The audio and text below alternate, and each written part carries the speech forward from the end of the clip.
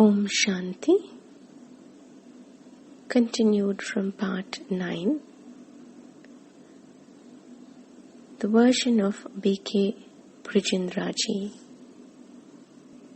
Heading: The most important moment in the history of the world. I saw that the eyes of Dada had become completely red, as if a red light was glowing inside him. His whole face had become red, and even the room was now illumined with a reddish, otherworldly glow. And then something began to happen inside me too. I felt bodiless. How can I describe it? I was there, and yet I wasn't. I was simply light. My mind felt clearer than it ever had been. I heard a sound from above. It was as if, through the mouth of Dada, someone else was speaking. That voice was so very quiet at first. Then it grew louder and louder. It was stunning, not frightening, but simply awe-inspiring.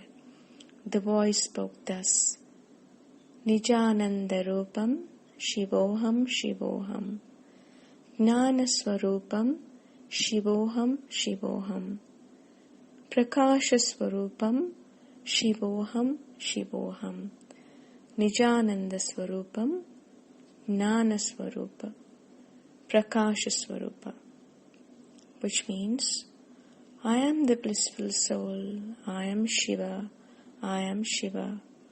I am the knowledgeful self, I am Shiva, I am Shiva. I am the luminous self, I am Shiva, I am Shiva. I am the form of self, the form of knowledge, the form of light. To this day, I cannot forget that voice nor that scene. The atmosphere was electric, more than real, and my condition of feeling as if without a body is still alive in my memory. As soon as Dada opened his eyes, he started looking around with great wonder. Whatever he had seen had jolted him to the core of his being. I asked him, Baba, what are you looking at? He said, Do you know what that was? It was a light. It was a power. And there was an altogether new world. There was someone far away. There were many. They looked like stars. And when the stars came down, they became princes and princesses. The light and power said to me, You have to make such a world. But he did not show how that world was to be made. How shall I be able to make such a world? Who was that speaking to Dada? It was the highest of the high. I had witnessed the entrance of the Supreme Father, Supreme Soul, Shiva, into the body of Dada. Dada fell into deep, deep thought. He immersed himself in the work of solving the mystery of this unparalleled event. Who was that?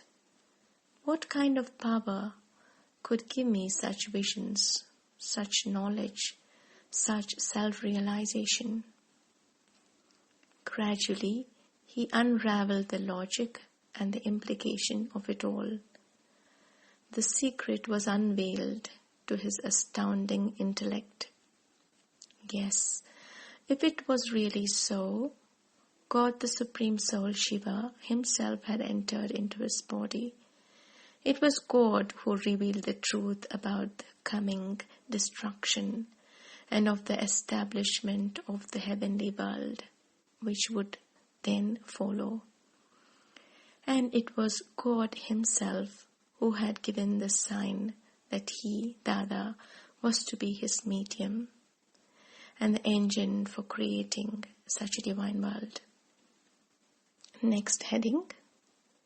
The true Gita is recreated. the song of God is heard again. The flood tide of realization surged once more.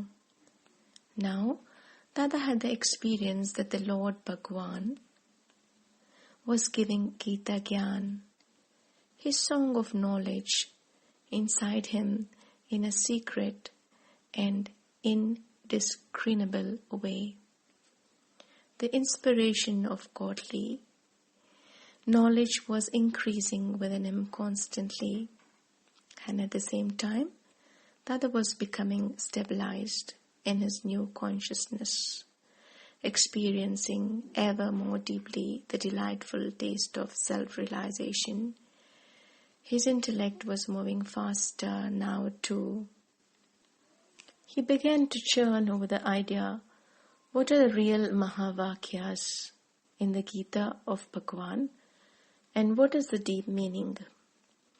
He received divine wisdom in response to all his questions, and he understood firmly that the Gita was the only scripture in which God himself speaks his great versions. But now, Dada realized that the Bhagavad Gita, as it is presently read, is in a distorted and much diluted form due to errors and addition which crept in since it was first delivered orally by God 5,000 years ago. The Gita scripture did not get written down until 2,500 years later, after the fall of the deities who were created by hearing it in the first place. But now that Shiva was giving his godly knowledge again and making him realize its implications in practical form, the written Gita, which Dada was reading every day, became less and less relevant until he became detached from it entirely. Of what use was that old scripture now that the real Gita was being sung to him by God himself? Dada had the experience that he was Arjun and that God had entered the chariot of his body to quench this thirst of knowledge. Bhagwan himself, in order to keep his promise, had come again in secret form to fulfill the desires of his devotees. Dada felt that now, at last, he had the accurate knowledge of the self, of nature, and of God. He knew that his perishable physical body was simply one of many vehicles in which he had ridden the last of a series which he began with Krishna. And soon this world of sorrow would be replaced with a world of happiness once more, and he would be reborn as the baby Krishna, destined to rule in paradise. He was the first man, Adidev. He was being recreated in God's image. When the job was complete, he would be set down into the Garden of Eden. He, Dada, was the original Adam. Once he had heard the secret voice of God, Dada began to give this knowledge to all his friends and relatives. When he revealed to them their Devi souls, they melted in joy, experiencing God's love as it poured directly from Dada's eyes. It was an experience so powerful that they were mesmerized, and Dada himself was utterly intoxicated with the wine of self-realization. He used to say to people, simply, "You're a soul." That was enough. He wrote it also, so it would not be forgotten. I am a soul. Jashoda is a soul. Radhika is a soul. Thus, he used to make all the members of his family learn this lesson that everyone is a soul, over and over until it became firmly fixed in their minds.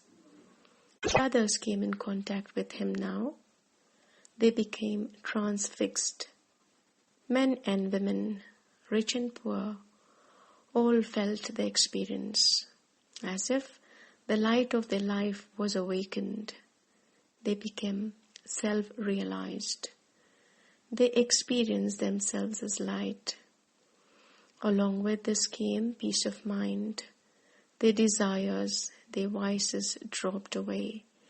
They began to lead pure lives, pure in eating, drinking, speaking, acting, and thinking.